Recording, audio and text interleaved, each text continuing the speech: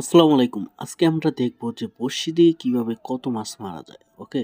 So এখানে দেখতেছি যে প্রায় প্রত্যেক তোলাই মাছ আছে। দেখেন আপনারা দেখেন। খুবই বেশি মাছ মারা যায় এই বড়শি দিয়ে জাস্ট আটা দিয়ে যদি আপনি মাছ মারেন। সো আমাদের এই নদীতে মারতেছে, অনেকেই মারতেছে। তার মধ্যে এটা হলো একটা।